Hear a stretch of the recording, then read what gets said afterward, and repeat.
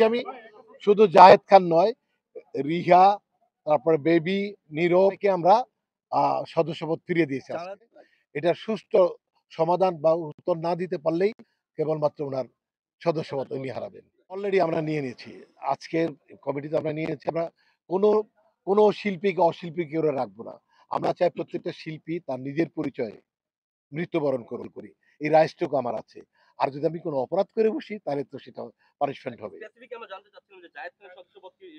আমি একটু বলি যে জায়েদ খানের সদস্যপদ তাকে বাতিল করে দিয়েছিল, সেটার বিরুদ্ধে কিন্তু জায়েদ খানকে কোনো চিঠি দেওয়া হয়নি। নিয়ম আছে, আমি যদি অপরাধ করে থাকি তাহলে আমাকে আত্মপক্ষ সমর্থন করার জন্য আমাকে ৩টি বার আপনারা আমাকে চিঠি দিবেন, আমাকে জানাবেন। তা না করেই কিন্তু করা হয়েছে। কিন্তু সেই মুহূর্তে আমরা তা না করে আমরা জায়েদ খানকে বলেছি যে তার সদস্যপদ ফিরিয়ে আনতে হলে তাকে আমাদের এই কমিটিতে চিঠি দিতে হবে। সে গত পরশুদিন আমাদের কাছে চিঠি পাঠিয়েছে যে আমাকে অবৈধভাবে কোনো সমিতিতে কোনো ধরনের কার্যক্রম না করেই তারা প্রকাশ্যে একটা বনভোজনের মধ্যে আমার সদস্যপদ বাতিল করেছে। এবং সেখানে আমি বনভোজনে কে কে উপস্থিত ছিলাম আমি সবার একটা স্বাক্ষর নিয়ে নিলাম, কিন্তু পরবর্তীতে দেখালাম যে এই স্বাক্ষরটাই হচ্ছে একটা সাধারণ সভার আমি উপস্থিতির স্বাক্ষর। এটা কখনোই কিন্তু হতে পারে না।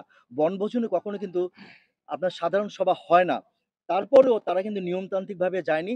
আমরা আমাদের যে সদস্যকে তারা বাতিল করেছে আমরা তাকে বলেছি সদস্যপদ উনি ফিরে পাওয়ার জন্য আমাদের সমিতি তাকে আবেদন করতে হবে। সেই আবেদনের পরিপ্রেক্ষিতে, তার অভিযোগের পরিপ্রেক্ষিতে আমরা তাকে তার সদস্যপদ ফিরিয়ে দেব। সেই চিঠিটা সে পেয়েছে, দিয়েছে আমাদেরকে। আজকে আমরা সেটা নিয়ে আলাপ আলোচনা করেছি এবং সেই আলাপ আলোচনার ভিত্তিতে আমরা তাকে সদস্যপদ ফিরিয়ে দেব বলে আজকে আমরা আমাদের সভাপতি সাধারণ সম্পাদক সেই তার অভিযোগপত্রে স্বাক্ষর করেছেন।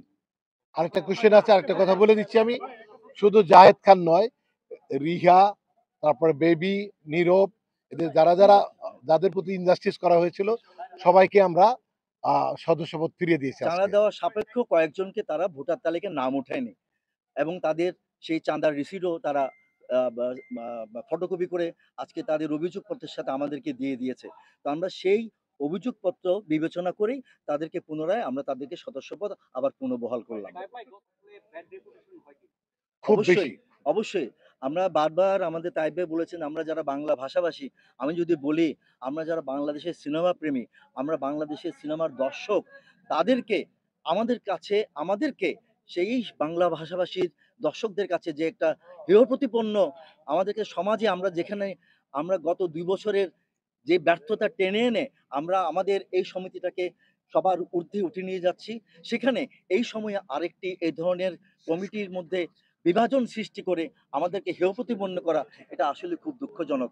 আমরা চাচ্ছি যে আমরা অচিরেই যেন সব বিভ্রান্ত ভুলে গিয়ে আমাদের সমিতিটাকে আবার একটি উচ্চতর শিখরে নিয়ে যেতে পারি।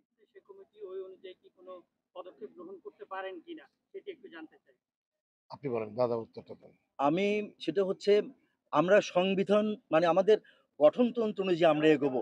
আমরা কখনোই গঠনতন্ত্র বহির্ভূতভাবে কখনোই কোনো অধিকার খাটাবো না এবং আমরা কখনোই আমরা সিদ্ধান্তে পৌঁছবো না। আমাদের গঠনতন্ত্র অনুযায়ী ওনার ব্যাপারে যদি কোনো অভিযোগ তুলতে পারি, অভিযোগ আমাদের সদস্যরা করে, তাহলে অবশ্যই আমরা আমাদের সংবিধান অনুযায়ী সেটার উত্তর এবং প্রতিকার দেওয়ার চেষ্টা করব। নির্বাচিত একটি নির্বাচন কমিশন ছিল, চেয়ারম্যান সাহেব ছিল। ওনাদের কাছে নির্বাচন শেষ হওয়ার পরে, নির্বাচন ফলাফল ঘোষণা করার পরে ওনার কাছে উনি আবেদন করতে পারতেন, আমি আপনাদের নির্বাচন সুষ্ঠু হয়নি বিধায় আমি অভিযোগ করছি যে আপনি আবার পুনরায় নির্বাচন করেন। সেটা উনি করেননি এবং তারপর আরো ২ দিন সময় ছিল অ্যাপিলেট বোর্ডের কাছে জানানোর জন্য যে নির্বাচন কোনো অভিযোগ আছে কিনা। সেই অভিযোগও নির্বাচন কমিশনের কাছে এবং অ্যাপিলেট বোর্ডের কাছে কোনো অভিযোগ করেনি। তাহলে আমরা ধরে নিতে পারি না যে আমাদের নির্বাচনটা সুষ্ঠু হয়েছে, যেগুলো অ্যাপিলেট বোর্ডের কাছে, নির্বাচন কমিশনের কাছে কোনো ধরনের কোনো অভিযোগ করেনি। তারপরেও কেন উনি আজকে ২৭ দিনের মাথায়, অর্থাৎ নির্বাচন ঘোষণা হওয়ার, নির্বাচনের ফলাফল ঘোষণা হওয়ার ২৭ দিনের মাথায় উনি আবার কিভাবে তারই নির্ধারিত কমিশন এবং অ্যাপিলেট বোর্ডের বিরুদ্ধে উনি অভিযোগ করেন, আমি আসলে আমার এটা মাথায় ঢুকছে না যে কেন উনি সেটা করলেন। আমরা টোটাল নিয়মের মধ্যে থাকবো, তাকে আমরা চিঠি লিখবো, চিঠি লিখছি অলরেডি, যে আপনি এই কাজগুলো কেন করলেন, কেন আপনার সদস্যপদ বাতিল হবে না, আপনি উত্তর দেন। উনি যে শিল্পী সমাজকে হেয় করেছে, এবং শিল্পীদের খাটো করেছে এবং নির্বাচন কমিশনকে খাটো করেছে, অ্যাপিল বোর্ডকে খাটো করেছে। এটা সবগুলোই অনিয়মের মধ্যে পড়ে। পুরো ইন্ডাস্ট্রিকে। হ্যাঁ, পুরা ইন্ডাস্ট্রিকে খাটো করেছে। এটার সুষ্ঠু সমাধান বা উত্তর না দিতে পারলেই কেবলমাত্র উনার সদস্যপদ উনি হারাবেন। ওকে, ঠিক